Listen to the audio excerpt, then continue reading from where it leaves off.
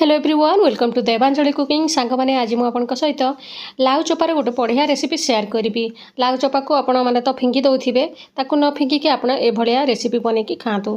देखो ये मुझे लाउ चोपा को पूरा छोट छोट कर काटी नहीं और भल भाव में धोई नहीं ताऊपर आम दुईटा बड़ पियाज को काटिकी देदेबा छोट छोट पीस करके काटे तापर देदेबा स्वाद अनुसार लुण एवं अधा चामच देदेबा ए हलदी गुंड लंका गुंड अधा चामच तापर 2 बड़ चामच जीरा धनिया गुंड देदेबा तापर एबे आमे एथिरे गोटे चामच देदेबा बेसन आउ गोटे चामच देदेबा चाउल गुंड जदि चाउल गुंड नहीं ताहले आपण कॉर्नफ्लावर मध्य दे पारिबे।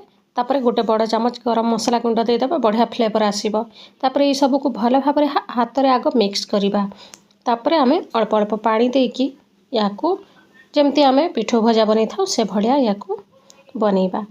सांग मैंने ये रेसिपी निहाती थे ट्राए करेंगे देखिए बढ़िया लगे आप गरम भात कि पखाड़ सहित खाईपर बढ़िया लगी थाए।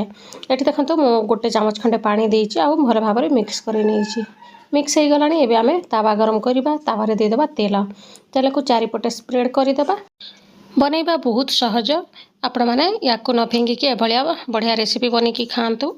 एबे आम गोटे गोटे करके पिठो भजा जमती बनै था सेमती आकार रे एथिरे देदेबा चारिपटे भलिया सजै नबा जहाँद्वारा कि एका सहित ये उठी पार एभलिया मु सबुतक को देची लाउर ये मिश्रण को। तापर ए चारिपटे टिके तेल स्प्रेड करदेबा आउ तलपटे टिके भल भाव में भाजी हो गले आम उल्टेबा स्टार्ट करवा। एभलिया सबुतक को तल ऊपर करिकी पूरा भल भाव में भाजी होला पर्यंत सिझिला पर्यंत चोपाटा से पर्यंत करवा।